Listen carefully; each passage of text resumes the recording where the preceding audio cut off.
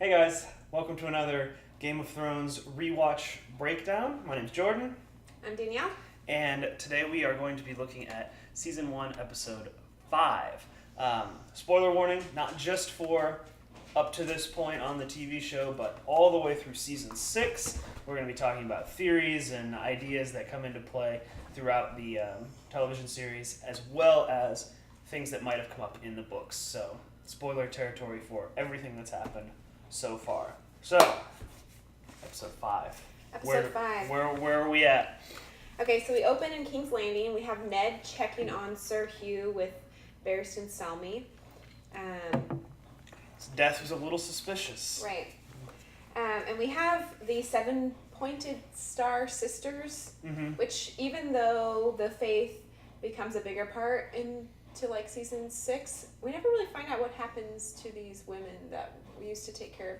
Yeah, I mean I guess they're just like septas kind of. Yeah. But yeah. It's just interesting how that changes over Yeah.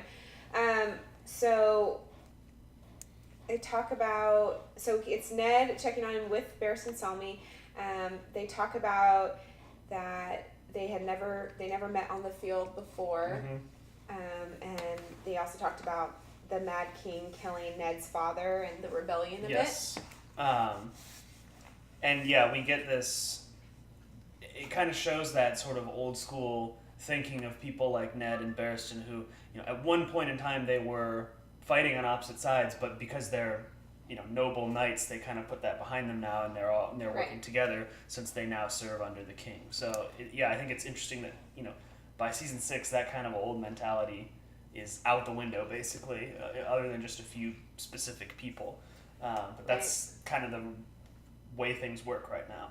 But it's a reminder of like what good fighters the two of them are, and like the fact of the matter that they never fought each other is kind of why they're still around. That's true, because if they had met each other, yes, one of them would have killed the other one. And it's Ned doesn't fight a lot on the show because he's not around that long, but it is tough to remember he is an extremely capable warrior, possibly one of the best in the kingdom as far as we know, and Robert was too. We will only see him now. In this next scene, fat Robert, he can't even get in his armor. Right. But these two guys were very, very capable. Right. And then the next scene we see Sir Loras versus the Mountain. Yes. And we see him give his flower to Sansa, which of course immediately makes her fall in love because one small gesture, as we see. That's all you need. Later is all she needs. And we also get those looks between Peter and Renly, Renly and Loras, and then Peter and Renly make Peter make their bet about who's going to win the fight. Right, and you kind of get, you get to see that Littlefinger knows everything. Yes. He knows about their relationship. There's no hiding it from him. And when the Mountain loses, you see the Hound smile. Yes. And then, of course, the Mountain cuts off his horse's head and just like one of the most tries to kill scenes. Lawrence. Yes, him just cutting off the horse's head in one blow, and then trying to kill Loras, and the Hound saves him. Yeah, which we'll talk about that a little bit more in theories, but we get a little taste of Mountain versus Hound. Yes, and I think also this scene is significant too, because the reason Loras wins the joust is because he uses a horse that's in heat, and it distracts the Mountain's horse. And Sansa says, he would never do that because it's not honorable. And this is really the first kind of hint she gets that knights aren't like they are in the stories. That they want to win, they want glory. And to live. I mean, right after he just saw another knight be murdered. Exactly. So, this is really the first taste she gets that they're not all like your dad. That, she learns that much more clearly later on. Takes her a little while. She's still very manipulated by a small gesture, like a necklace or a flower. Yes. Well, because is this the episode or is that next episode where Joffrey gives her the necklace? I think it's the next episode. Yeah, but and she's just like, oh, and it's like, no. Okay, then we move to the King's Road. We have Catelyn, Sir Roderick, and Tyrion. And Bronn. and Bronn, they get attacked by bandits. We don't really know who they are. The hill tribes, I guess, is what they call them. And yes, Bronn is super badass in this scene. We get to see his fighting style, and Tyrion's no slouch either. You know, he only gets a shield, and he is capable with it, and he protects Catelyn, which I also think is significant. It shows that, you know, my guess is someone like Jaime or Cersei would just let the hill tribes kill Catelyn, and especially at this point in time. Yeah, and be done with it. Whereas Tyrion's got a sense of honor about him still, and does protect her, even though she is his captor. And we get a great line from Tyrion, which I think adds to. Well, it just shows that he's no dummy, and like he's trying to get Catelyn on his side. He says, "Who kills someone with their own dagger?" Yeah, when he's defending. Yeah, how stupid would I be to give my own dagger to someone to commit murder? Yeah. And yet it doesn't seem. You're skinning a tail. It doesn't seem like Catelyn gets that he's actually being framed and she's wasting her time. Yes. Even though he saves her life, even though he points out the stupidity behind giving someone your own dagger, she's just so stuck in the way that she thinks things are or should be, that she can't see the bigger picture. And ultimately, this action of taking Tyrion... What are you doing, weirdo dog? This action of taking Tyrion is really the spark that triggers the full-on war between the Starks and the Lannisters. It's what ends up killing not only herself, but her husband. Yes. Her son, her soon-to-be almost grandchild. Killing her entire family. Yeah. Because of this choice. Yes. That was actually even incorrect. Mm-hmm. And... yeah, at this point in time, nobody realizes how big of a deal this is, but by the end of the episode, where Jaime confronts Ned and kills all of Ned's best men, essentially, or his two best men, his two most trusted people, basically, in King's Landing, this is what starts it. Okay, then we go to Winterfell. We have Theon and Bran and the Maester talking. It's Bran is studying, and he's kind of upset about Catelyn not being there and abandoning him. So he feels. And the Maester points out that he's kind of too smart for his own good. Yeah. And another part that I thought was interesting is that Bran can't remember the Lannisters' words. And he says the things that most people think are their words, and it made me remember, like, I guess I don't really know their words either, because I always think of, like, Lannister always pays his debt, or, I don't know, just something about being rich, basically. But do you know what their words actually are? Of course we do. Of course. Come on now. What are they? Well, their sigil is a lion. Yes. What do... Hear me roar. That's it? That's their phrase. Hear me roar. Okay. But this is also where we get the taste of Theon's crazy good archery skills. Because they show him just repeatedly hitting the bullseye over and over and over. Right. Theon is at this point in time, Theon is a very scary individual, really. He's got this kind of short fuse. He's got kind of some issues in that, he's a Stark prisoner, essentially. But he's been training this whole time with Robb and with Roderick, and he knows how to fight, and especially how to shoot arrows, and that comes into play very shortly, is his ability to arch. Is that a thing? Shoot Do you arrows. arch? I do not know what you do. Okay, and then we have Theon and Raz, which is a great scene. Yes. Theon's favorite. So he kind of gets put in his place again, which is what we've been seeing these first 5 episodes. Is almost every episode there's someone kind of reminding him that he's not a Stark, reminding him that he's a prisoner, that he doesn't really have what he thinks he has. Yes. So it's kind of feeding, it's just feeding into this idea that eventually he's going to explode. Yes. And he's shown that he is kind of a short fuse already, and yes, obviously that comes up later. Hey, get out of there. Okay. On to King's Landing. We have Varys and Ned. Varys is asking about Bran, and I think it's kind of foreshadowing his abilities. Mm-hmm. And Varys claims to be a man of honor, which is pretty speculative throughout the series. Like, We still people don't really know. don't know what his motives are. Yeah. I kind of think he's a little bit more straightforward than a lot of people think. Like, we can talk about theories with Varys and what might be going on with him, but anyway, he claims that, and he most of his actions do seem to kind of support that too. Right. It does. His interests might not be the best interests of everyone, but it does seem like he really has a purpose that he's striving for and truly believes that his purpose is a good one, as opposed to someone like Cersei who knows what she's doing is evil, but she just doesn't care. Right. And this is also where he says, Varys is talking to Ned, and he says, the king is an idiot, and you are the only person who can save him because you're the only person he'll listen to. Right, and he kind of is like, I've decided that you're trustworthy, and I'm going to share this with you. And Ned's like, why didn't you tell me this kind of stuff to begin with? And it's like, well, I'm not an idiot. I'm not just going to trust you for no reason. Watch your water.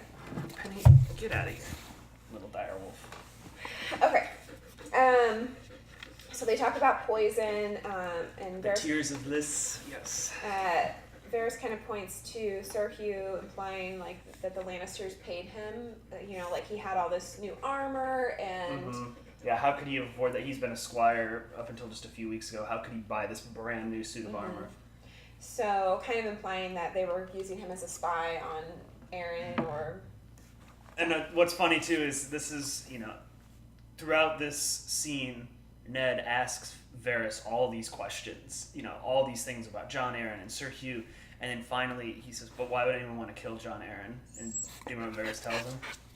It's because he started asking questions. So it's like, all this time Ned has been asking questions, and then Varys is like, that's what does it. Yeah. So. Foreshadowing his death. Yes, which is coming up pretty soon. Right. Okay, then we have Arya chasing a cat. Yes. Which leads her down to, I don't know if they call them the crypts there or what, the dungeons. Yeah, the ruins where the big old dragon skull is. Huge dragon skull. Definitely bigger than Drogon, which I know that Drogon is not full grown yet, even though he's huge. And then we have Varys and that one guy is what I wrote down. I can't remember his name. Illyrio. Yes. Are two maybe mermen? Possibly mermen. Yes. Illyrio is the guy who was kind of keeping Varys and Daenerys. Series, I mean. Yeah, when they were raising them when they were first spirited out of King's Landing. Yes. Or Varys, who kind of is the one who got them there. Yes. So we have Varys and Illyrio. Yep. Talking about killing Ned, basically. Really, it's Illyrio saying to Varys, like... He doesn't know Ned. Right. Like, he knows of him, but he doesn't know Ned. So he says, well, we killed one hand, or one hand fell, why couldn't another? And he says, this isn't the same. Yeah, this isn't the same hand. He's different. So it speaks to Varys being supportive of Ned, and actually their meeting maybe it was honest and truthful and not some sort of plan. But I'm curious why they were okay with killing Jon Arryn, and we don't really get to meet him or know about him. So even though we do know that it was Lysa who actually pulled the trigger on orchestrated by Peter, but obviously Varys knew about it too, and I'm sure the Lannisters had a part in planning it as well. So anyway, interesting. Yeah. Then we have Peter Baelish and Varys. These two needed more screen time together. Littlefinger and Varys in the same room just talking to each other. I could watch an entire episode of just those two talking.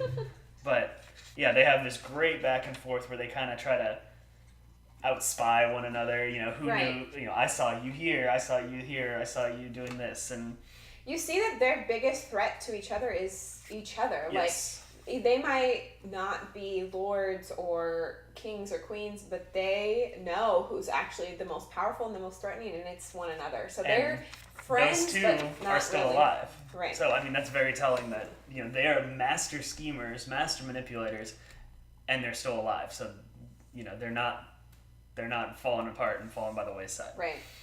So they're kind of calling each other on different things that they've done. So we have Varys pointing out that Peter helped the Lannisters. Mm-hmm. And then we have Peter calling Viserys out that he met with somebody. Varys. You keep mixing up this, too. I know. His names. That he met with someone across the sea. And you can see Varys is like taken aback that he knew about it. Yes. And I love, after these two or while these two are finishing their conversation, Renly walks in. And it just shows how different Renly's style is. He knows these two are like the biggest schemers around, and he just walks up and he's just like, whatever, we got a meeting, let's go. Like, come on, chop chop. Like, he's so... Would have been a good king. Yeah, Renly doesn't play the game like they do. And really doesn't see these two as probably that much of a threat.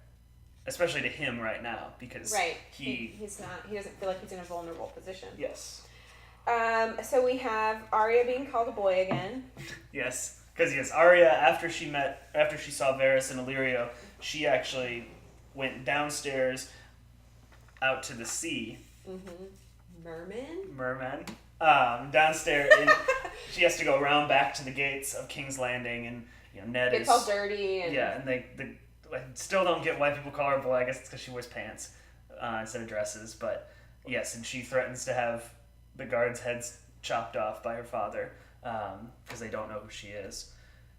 And then this is where Ned is very upset with her. Mm-hmm. He says, I had all my men out looking for you. You can't wander off like that. And then she tells him, I heard people talking about killing you. Mm-hmm. He doesn't quite believe her. I think he does believe her, but it's another example of Ned being told something important is happening, and he's just kind of... He doesn't really know what to do with it, because that kind of sneaky, backstabby, shadowy world is not Ned Stark's world. Mm-hmm. He's a very black and white person. He doesn't deal with those shadows very well. Maybe that's why his name is Stark. Oh, jeez. Wish I had sunglasses. Yeah. And Ned also finds out about Catelyn having the imp from the guy from the Night's Watch. Yes. Which I thought was interesting that that's who told him. Yes. I assume just because he found out along the way. Yeah. Yeah, I mean, that guy, him coming in, what is his name? Or Yorick? Is it something like that? Or is that just Hamlet? I can't remember his name. Why am I asking you? Yeah. Names are not my thing. Yes. But, yeah, he gets some news of the wall, and then he hears this about Catelyn, and later on, Ned claims that he was the one who ordered the imp taken to kind of protect Catelyn, and ultimately that is part of his downfall as well, is him not just saying it's a mistake, we'll fix it. He takes credit for it. Right. So we jump to the Eyrie. We have Catelyn and Tyrion confronting Lysa and this is Lysa and Sweet Robin's first appearance, and they're just perfectly creepy. Little Robin is just touched in the head, and they're both. Well, yeah, but Robin is awesome. Just breastfeeding in front of the whole court, even though he's like 10 years old. Just bizarre. Yes, and you can see Catelyn's face, and like even Tyrion like looks up at her like, "This is what you decided. Like this is where we're at." And she's like, plan. You can see the regret in her face. Like, this is not my sister. This is not who I remember. And then we jump back to King's Landing, unless you had something about that short meeting. No. Well, this is when the first mention we get of the Sky Cells too. Right. So they decide to have him taken to the cells. Yes. Introduce him to Mord, who's the jailkeeper guy who's hilarious. But yes, back to King's Landing. Back to King's Landing, we have the small council, which they're talking about Dany and being pregnant. Yes. Yeah, and Robert wanting her killed, and that's kind of when Ned is like, I can't be a part of this. Or he quits or fired, or however you want to look at it. And this is also the first time we learn officially that Jorah is serving the spider, serving Varys. And that's also part of what makes Ned so upset. Yes, because Ned is the one who banished Jorah Mormont in the first place for selling slaves, and to learn that he is still kind of working for the crown, he does not appreciate. And they even foreshadow, like Robert says, I'll have your head on a spike. So they're foreshadowing his head does end up on a spike there in King's Landing. Sansa gets to go look at it with her husband. Yeah. They're not married. They're not married, yes. They're not married. They never married, actually. They're betrothed. And then we have Peter Baelish and Ned. So Ned is like, we need to get out of here right now, which if they did, things probably would have gone down a lot differently. Yes. But Peter's like, hey, you've got an hour. Yes. Come over to the brothel and meet a baby. Yeah. Basically. You can go see the last person that John Aaron saw before. It's the last person John Aaron talked to, and it turns out to be one of his prostitutes in his brothel, who has a bastard son of Robert. Daughter, actually. Daughter, yes, true. Yeah. So, that makes me, like, how much did he know? Like, was he trying... John Aaron? No, Littlefinger. Yeah. Trying to get Ned to stay longer. Yeah. Because he wants Ned dead. He does. Because he has weird fantasies that if he's dead, that somehow Catelyn will fall in love with him. It's very odd, yeah. Yeah. Littlefinger's a little delusional. So we jump back to the Eyrie. We have Lysa, Robin, Catelyn, and Tyrion. And that's kind of him in the cells. Because originally they're like, let's just kill him, like... Yeah, she just wants to throw him out the moon door right away, and Catelyn says, this is my prisoner. You don't get to do that. Although the cells are basically... Yeah. Giant the cells invite you to commit suicide, yeah. Right. Okay, so that's just a brief thing. We kind of already touched on it anyway. So we go back to King's Landing. We have Renly with the shaving, Loras. The chest shaving scene just so good, though, in what he... this is really the first time Renly gets it in his head that... Well, Loras puts it in his head. I should be the king. The king. And then Renly puts it in Loras' head.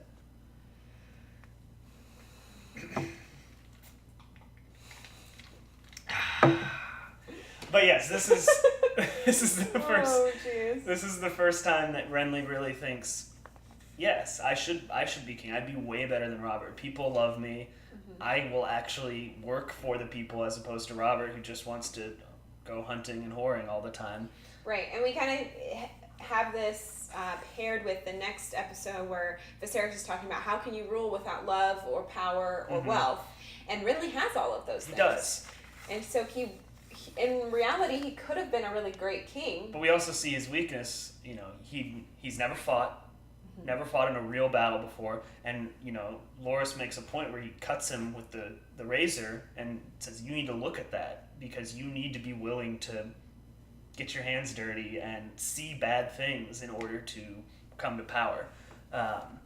So yeah, I think that scene it's creepy, but I think it's really effective, and it shows. This is one of the only times Loras ever really gets to talk a lot on the show, and he seems like a pretty reasonable character at this point in time. Yeah, but I do think it's a good reminder that it's not fear that makes a good ruler, which is right now in season 6. It's been a lot of fear ruling people, and we see that it's actually if the people love you, then you're going to have a much easier rule. Yes, and even like we think Ramsay was ruling in fear, and then we get Jon, who's well loved. And even Tommen, though, who was the last king before Cersei, Tommen wasn't ruling through fear, but nobody really loved Tommen either. Because he wasn't really ruling. He was not. Yeah, his mother was. Yeah. But he was not a loved king, whereas Marjorie was extremely well loved. And would have been a great queen. And would have been a fantastic queen because she had all those kind of conniving, manipulative things from her grandmother and like what Cersei has, but also understands that it's better to make people think you're on their side at least, which Cersei doesn't really seem to get. No, she's just ruling through fear, which I think is going to be her downfall. And then we have Cersei and Robert talking, which I think is a great scene. The scene's so good, where they both know, I hate you, you hate me. Right. But at the same time, he says, what's keeping the kingdom together? Our marriages, and they toast, and then they like have their last little hate-filled, But at the same time, she kind of convinces him to forgive Ned, which I think is very curious. She wants to keep Ned around, keep your enemies closer. Right. Yeah. When obviously she wants him killed. Yes.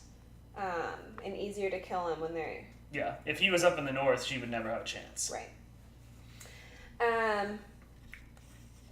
And they talk a little bit about Lyanna Stark. Mm-hmm. He says, I can't even remember what she looks like. But... Right. And Cersei says, what harm could Lyanna's ghost do to us now? And I think, kind of theory, not quite, but that's foreshadowing Jon Snow. Yes. Actually... Coming down to King's Landing and doing some serious harm. Right. Well, and this is also where we kind of get the genesis of Robert's hatred for the Targaryens. He says, Lyanna is the only thing I ever wanted, and Rhaegar took it away from me. That's why he hates the Targaryens. That's why he wants, he's not opposed to sending assassins after essentially children. Right. Because but his siblings. Yeah. Rhaegar's siblings. Yes. And then we have the confrontation between Jaime and Ned outside of the brothel. Yes. Before we get to that too, I do have one thing. At this point in time, I feel like Cersei is kind of what Sansa would have been if everything had played out the way it was supposed to. She's just kind of stuck in this awful marriage, no real power, and this kind of understanding of everything that's going around her, but nothing she can really do about it. I feel like if Sansa had gone ahead and married Joffrey, obviously Joffrey's much more sadistic than Robert, but a very similar situation would have played out in their marriage. Just kind of mutually understood hatred towards one another. So I wrote that down, that Cersei's basically Sansa. Like a burned out, older Sansa. And definitely more evil. I don't think Sansa is... Yeah, I think that... Yes, Cersei was born... Evil. Yeah, she was born evil. But I think she kind of also had that misguided hope that Sansa has. That, I'm going to marry the king, and it's going to be... she does say that she loved him. Loved him at one time, and until their son died or whatever, which, again, is not in the books. Yes. But... And also it's Robert on their wedding night called her Lyanna when they were in bed together, so there's Robert screwed it up pretty quickly for that marriage. Right, you can understand why she is unhappy in this marriage, but it doesn't excuse her behavior either. Like killing it. Yes. And then the last scene of the episode is Ned outside the brothel, his kind of confrontation with Jaime. I really wish we could have seen that fight play out, because Ned and Jaime is such a good combination, and Jaime's so pissed. It's so hard for me to watch that, because I'm just like, just have left, please. Yes. Gosh. Yeah. I'd still be alive, probably. Jaime kills Ned's most trusted guard, Jory, stabs him in the eye. Not even really a fight there. And then I love Jaime punching his own man after he stabs Ned through the leg. I don't think he punched him. I think he cuts his throat. No, he punched him. He didn't kill him. Oh, I thought he killed him. No. But yeah, that's the end of the episode, is Ned getting stabbed in the leg and taken back to the castle.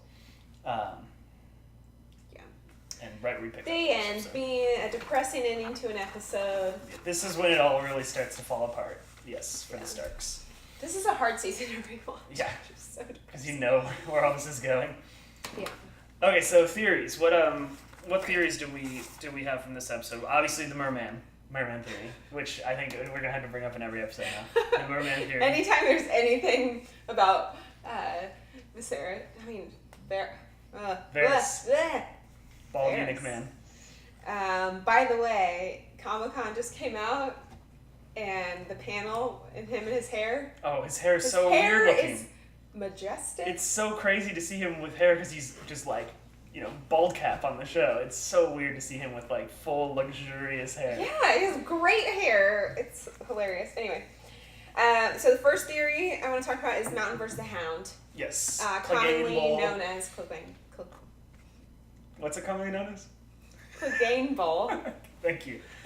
Yes, we get a taste of it in this season. We see that hatred that the Hound, and we've learned the origin of that hatred too. Why the Hound hates knights in particular, because his brother is a knight, and he knows how awful his brother is. And you see that the Mountain is really no match for anyone accept his brother. His brother is actually, because Loris is a great fighter, and Loris is completely Loris was surprised. overwhelmed. He was surprised, but yeah, he would have. Yeah, I seriously doubt anyone would take Loris in a fight against the Mountain. Right. And later on we have Obram, who is a good match because he has a completely different style of fighting than it's similar to when Bronn fights in the next episode when he fights the Knight of the Vale. It's that quickness and speed. Right. Well, and just Obram's weapon choice is very different.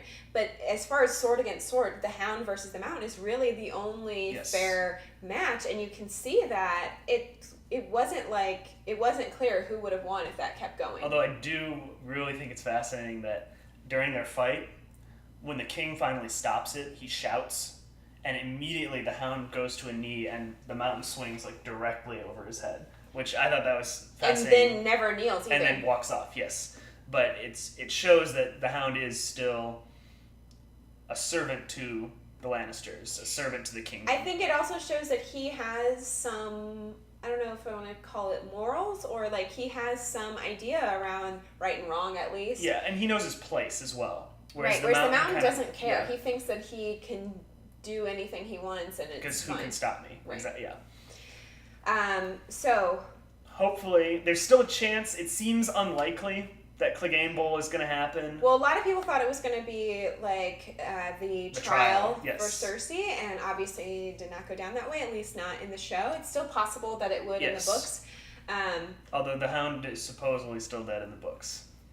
Right. We've seen a person with a burned face, the Gravedigger. I'm just saying, it's still, it could happen that way in the books. That hasn't been ruled out. Yes. But in the show, there's not a clear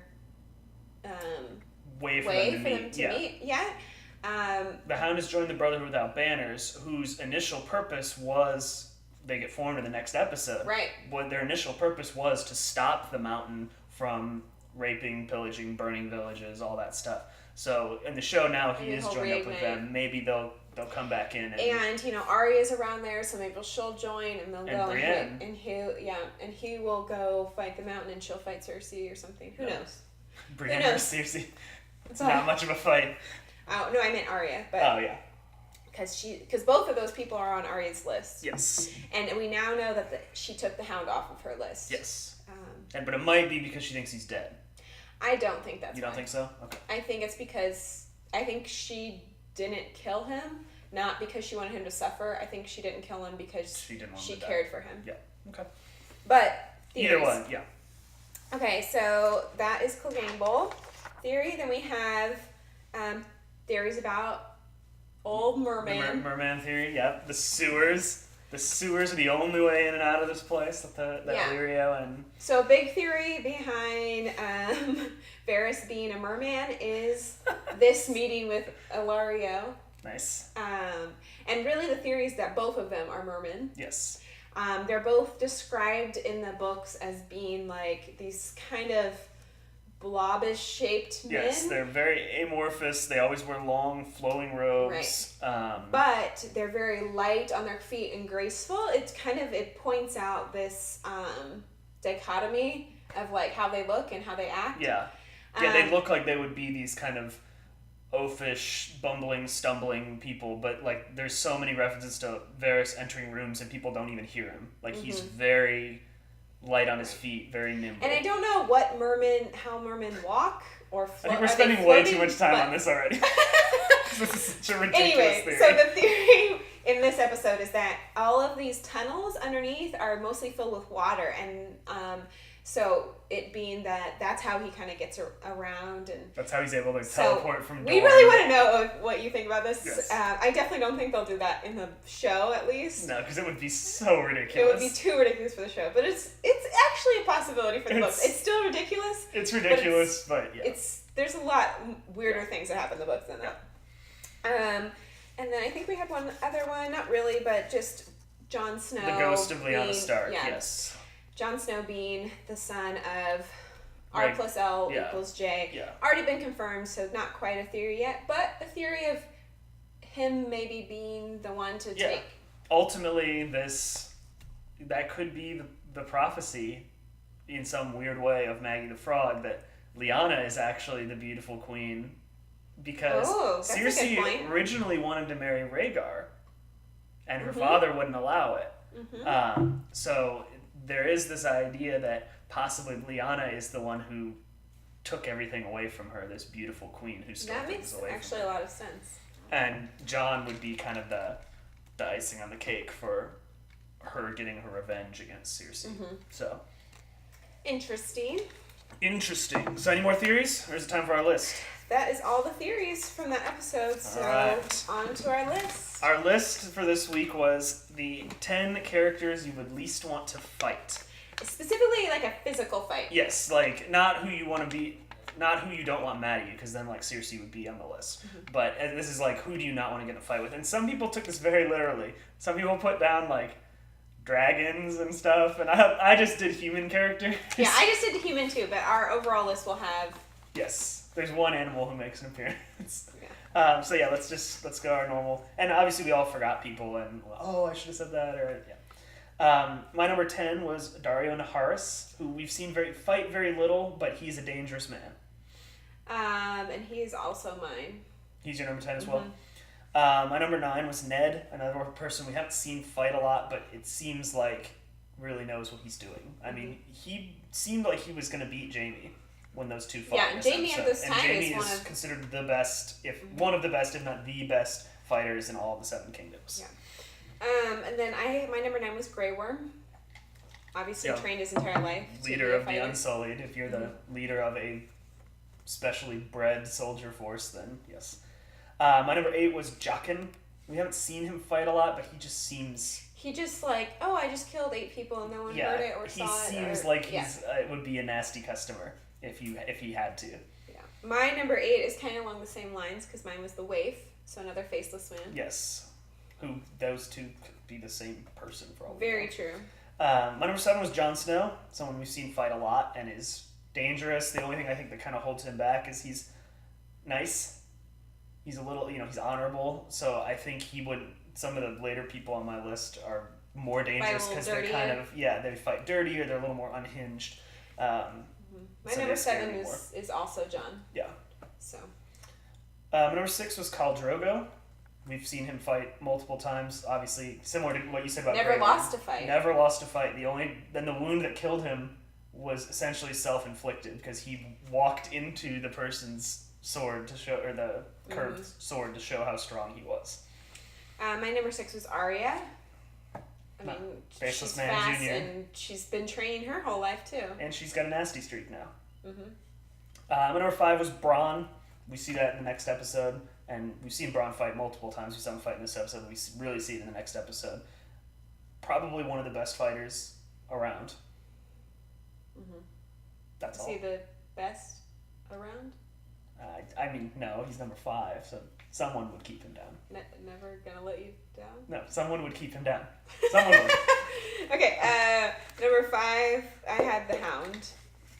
My number 4 was the Hound. As we saw in this episode, anyone who can hold their own against the Mountain, possibly beat the Mountain, is a scary customer. So yeah, he was my 4. My 4 is Brienne, who beat the Hound. Yep. So there's that. My number 3 was Grey Worm. I put him a little higher. We haven't seen him fight a ton, but just the fact that he's the leader of the Unsullied makes me think. I feel like you wouldn't fight him without the rest of the Unsullied too, which makes him a little scary. Yeah. My number 3 was Tormund. He talking about fighting dirty. Yes. Just ripping out people's. I'll just bite your throat out. Yes. No big deal. My number 2 was Brienne. I think she is the best fighter in the Seven Kingdoms. I don't think she's the scariest fighter, but I think she's the best. My number 2 is the Mountain. He's huge and terrifying. My number 1 was the Mountain, and he was most people's number 1. Yeah. Just as far as terrifying and a good fighter, and just physically, I mean, he's the type of person that if you saw him across like a boxing ring from you just immediately think, I cannot win. Yeah. I can't beat this person. Be like tiny fists. And especially now that he's a zombie. Right. It's even more scary because it's like, what can kill him? Yeah. My number 1 was the Night King. Because so little weapons can hurt him, it would be very difficult to fight him. And we've yet to really see how the extent of his magic, but obviously has some serious magical abilities as well. And the Night King is kind of non-specific because it's really any of those highly The powerful White White Walkers, yes. It seems like there's like 4 or 5 of them who are kind of the leaders. One has been killed by Jon. Yes, that's true. Exploding. One was killed by Sam, of course, but that one Sam didn't the Slayer. see much. Okay. All right, so our overall list, there was a 3-way tie for 10th through 8th. Drogon was one of them, Drogon the Dragon, which is kind of unfair because, of course, you don't want to get in a one-on-one fight with a dragon, but I'll allow it. And then Jaqen, Hakar, and Grey Worm were also tied. Bronn and Tormund were tied at 6th.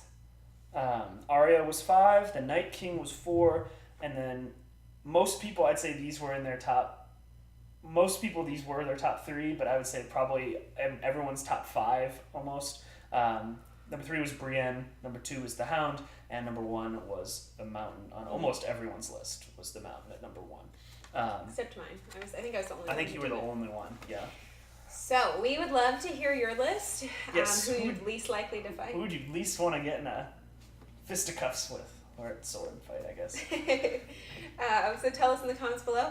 Also, let us know if you had any other insights from episode 5 or any thoughts on the theories we talked about. If you think Varys is a merman. Yeah, let us know about that one. But please like, subscribe, tell your friends, show this to your grandma. She'd appreciate it, I bet. Maybe not. I don't know. But, alright, weirdo. Until next time, you want to shave my chest? Only if I can stab you slightly and make you look at your own blood. Doesn't looking at your own blood make you not? Yeah. Don't like it. You're like Renly. Yeah. You'd be a good king. Thanks. Bye, guys.